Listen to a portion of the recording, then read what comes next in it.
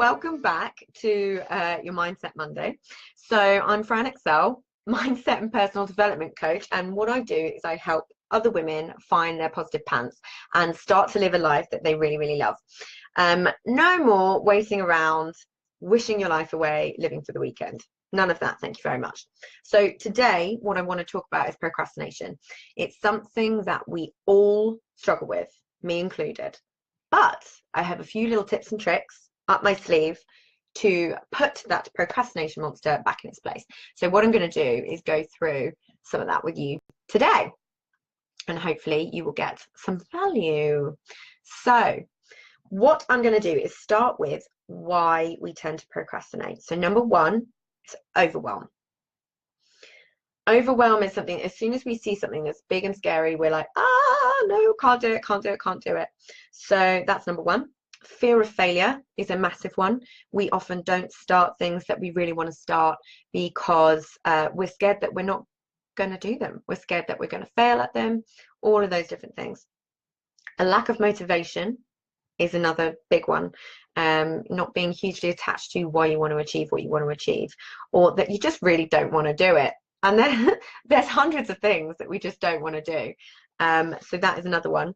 And not knowing where to start kind of ties into the overwhelm part of it. But quite often there's things that we really want to do, but we literally don't have the knowledge to start. We need to find out that first key point to getting started.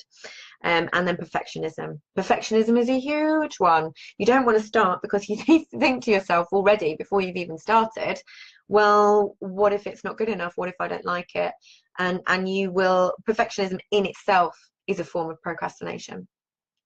But again, you can often link them back to one or the other. So that's why we tend to do it. Edward Young always says procrastination is the thief of time. And it's so true. How many times have you sat there and you've been trying to do something that in theory could take 20 minutes and then 3 hours later, you're still trying to do it? How many times has that happened to you? I know it's happened to me a fair few. So what I've done is over the years of going through my study and learning things that I need to learn, I have come up with some kind of foolproof ways of stopping this in its tracks. It doesn't matter which of those, whether it's the overwhelm, the fear of failure, lack of motivation, not knowing where to start, perfectionism, these can all work for that. So I'm hoping that these will be really, really practical and implementable, so you guys can just go off and use these in your day-to-day life and get stuff done. Hallelujah. So number one, acknowledge that you're never actually going to feel like it. And that's fine. The bottom line is we always have to do things that we don't want to do. It takes up headspace when we don't do it. This is the big thing, is it hangs over us. You know that feeling when you know, you're like, oh God, I've got X amount to do. And it hangs over you, and you'll be watching TV or you'll be doing something else, faffing on your phone. And in the back of your mind is that niggle, that painful little niggle that is like, you should be doing this. You're not supposed to be doing that. And it's a pain. So the best thing to do is just acknowledge the fact you're not going to feel like it and do it anyway. So that's the first one. The next one, ask what made you want to do it in the first place. If you don't have a good answer to that question, don't do it. Don't do it. One of the big things, you need to know why you want to do something. Have an attachment to the outcome. That's a huge one. And really start to coach yourself around those different things, so you can really start to work out why you're not doing those things by attaching yourself to why you need to do those things. So the next one, for every single task on your to-do list, I want you to have a look at it and be really, really honest with yourself. Do you have to do it? Do you have to do it? Can you delegate it to somebody else?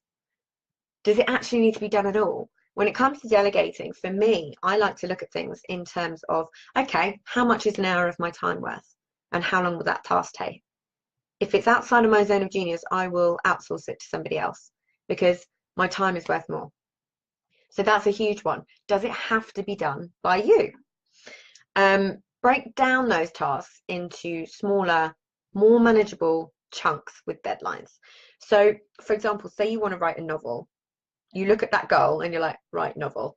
The goal feels absolutely massive, huge. And you're always going to sit there and you're not going to know where to start. And you're going to think, oh God, this is way too big. I can't do it. And all the feels come up. So what you want to do is, instead of look at it as, here's a novel that I want to write, you say, right, this novel, how many chapters has it got? Chunk down. Okay, it's got 12 chapters. How many words per chapter is that?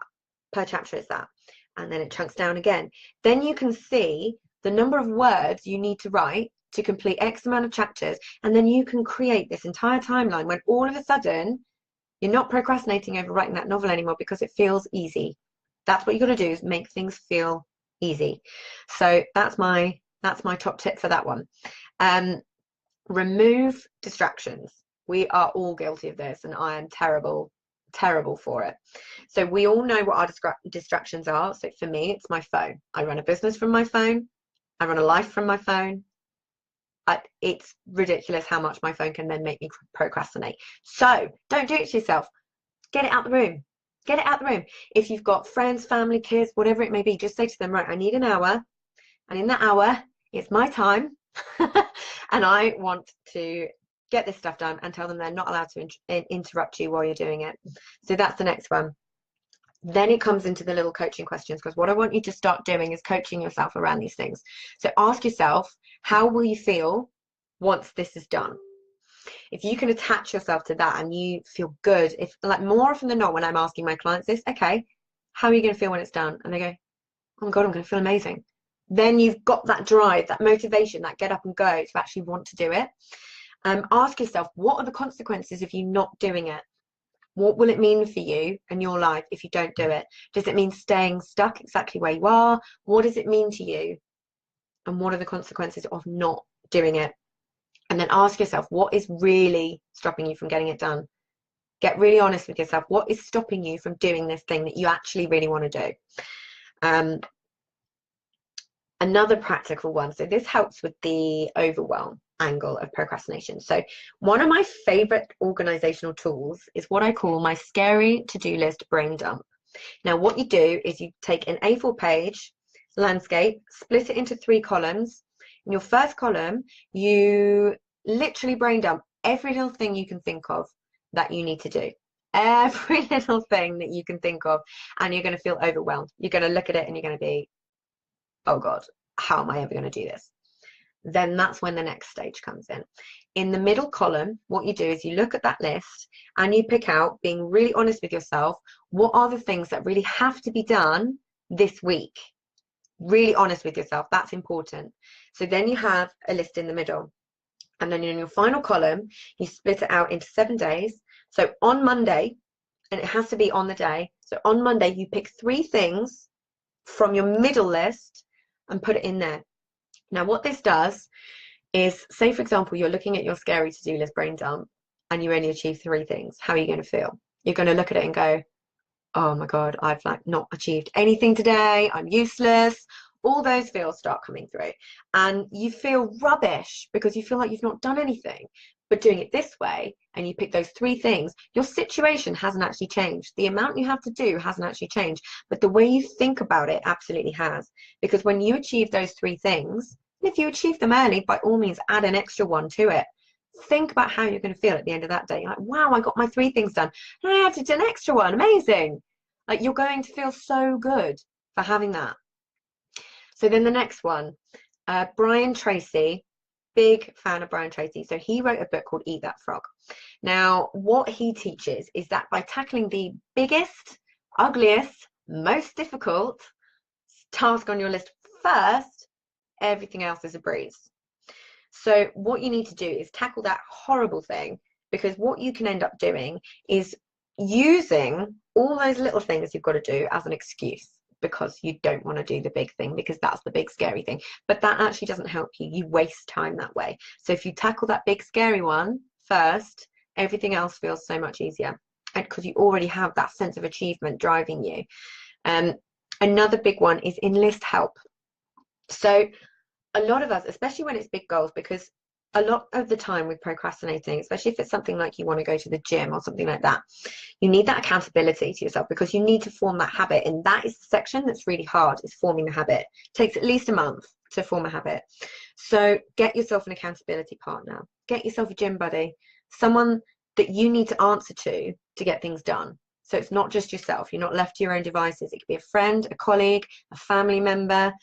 You could get a coach or a mentor, and somebody who will really help you to stay on track, you know, because these things are tough to do on our own. And I have this in every area of my life. I've got somebody that I'm answerable to other than myself. So that really, really helps. And one of my favorite ones coming up, give yourself a reward and celebrate once it's done. So what I like to do, this is very fun for obvious reasons, because you end up getting lots of presents for yourself completely guilt-free, which is always fun. So whenever you've got something big to achieve, you're kind of bribing yourself. But that's fine. You're bribing yourself. It's fine. You can say, right, when I achieve X, I will get Y. And then you have it on a chart. Do whatever you want that will help you to drive towards it. So that's a fun one for me. Check in with where and when you are. This is another one. So for example, when are you most productive? For me, I'm actually most productive in the evening. Some people are more productive in the morning. When is that time of day good for you, that you actually think, yes, I'm in flow, I'm getting everything done, this is awesome, amazing? When is that for you? And also, where is that for you? I used to, for a very long time, an embarrassingly long time, try and get loads of work done in the living room with the TV on. And what do you think happened? I would end up watching something on the TV for half an hour and not even realize it. So where can you be more productive? Can you create a space in your home, or do you need to go to a cafe? Whatever you need to do about where and when you are, do it, because it will help you. Make this easy on yourself. You can. One of my favorite authors, Mel Robbins, I want to introduce you, if you haven't heard of this already, the 5-second rule. She's incredible. Now, this rule got me into the gym and formed a habit of me going to the gym 3 days a week. Genuinely never, ever, ever in a million years did I think that would happen. So what you do is that moment that you feel your brain start to distract you and ah about doing something, that moment where you're sitting on the sofa going, shall I go to the gym or shall I eat the donut? Get up, move. 5, 4, 3, 2, 1. Say it out loud. Say it in your head, whatever you need to do. What it does is it wakes up the prefrontal cortex, which is responsible for forming habits. Get up, physically move. You are so much more likely to do something when you've already made that step. And it's the first step that is the hardest, but that's the bit. Just push yourself through it. I used to use this in Bikram yoga all the time when I thought I couldn't stand up for one more pose and I was going to collapse in a heap on the floor. I would 5, 4, 3, 2, 1, move, do it, feel so much better afterwards. You always feel better afterwards. This rule has helped people quit smoking. It's stopped them committing suicide. It's stopped people drinking. It's got people in the gym. It has done wonders across the entire globe for this. So it works. Use it. And from that, I'd like to introduce you to the 5-minute rule. It's in a very similar vein, but you promise yourself, right, I'm going to do this for 5 minutes, and then if I'm still really not feeling it, then I can stop. Because the likelihood is that doing it for those 5 minutes, you will wake up the areas of your brain, and then you're just in it and you're doing it, and it's fine. And you can actually just get on and go. And 5 minutes turns into 20 minutes, turns into 40 minutes, turns into an hour, and then, hey presto, guess what? That thing you really wanted to do, but were procrastinating over, is now done. And then the last one, call yourself on it. I always teach this. Awareness is the #1 thing for getting us to do the things that we don't want to do, and for changing behaviors and changing habits. Awareness is key. So call yourself on it. Call a spade a spade, and notice when it starts to happen, and use some of these techniques that I've gone through to actually get you moving back in the right direction.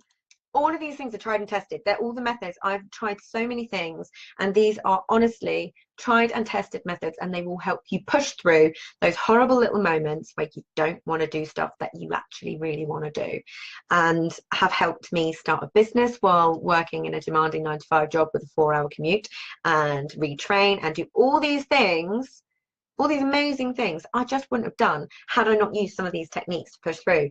So do them, they work, give them a go, and I would love for you to come and let me know in the group how you're getting on with them, or if you have any questions. I would love that.